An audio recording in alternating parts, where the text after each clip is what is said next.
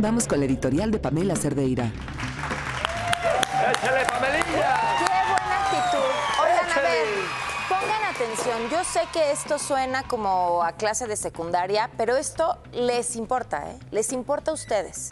El 5 de septiembre, la Suprema Corte de Justicia se definirá sobre el asunto de la prisión preventiva oficiosa.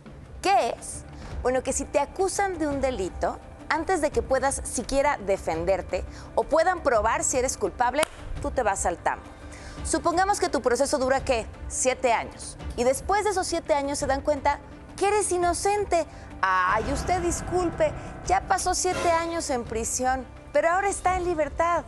Ahora, esto quiere decir que si quitan la prisión preventiva oficiosa y detienen, por ejemplo, a un feminicida en flagrancia, ¿lo tienen que dejar en libertad para llevar su proceso? No.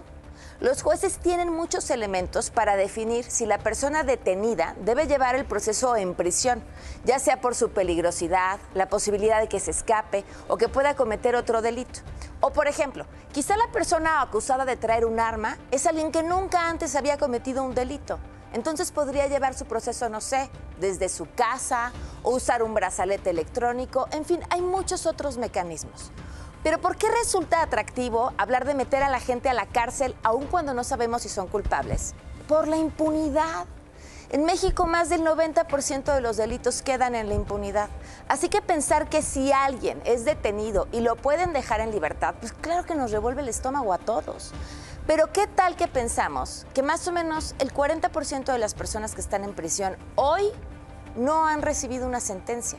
O sea, no se sabe si son culpables, pero ya llevan años en el bote, pagando una pena por un delito que todavía no sabemos si cometieron o no.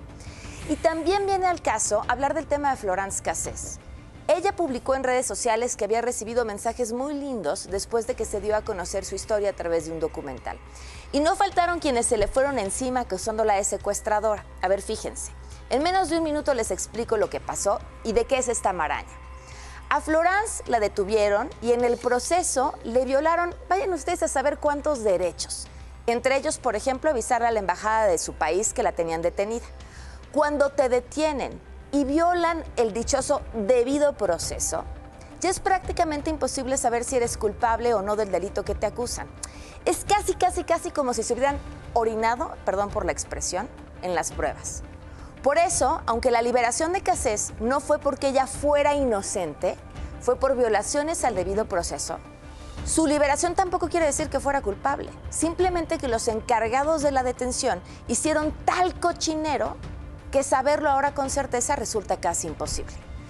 Hablar de estos términos jurídicos que suenan a medicamento para la garganta, así llévese un debido proceso y tómele con 2 cápsulas de prisión preventiva oficiosa, no es hablar de Florence ni de los grandes capos del narcotráfico. Es hablar también del chavo al que le van a sembrar un arma, o de la persona a la que detuvieron con droga, o quien tuvo la mala suerte de cruzarse en el momento en el que las autoridades necesitaban subir los números de detenidos para presumir buenos resultados. De personas que no tienen lana para pagar abogados privados y carísimos, de cárceles sobrepobladas y que se convierten en verdaderas escuelas de delincuentes. Queremos todos y todas un México con menos delitos, sí. La pregunta es, ¿se logra encarcelando a más gente, aún cuando puedan ser inocentes? Esa es la cuestión.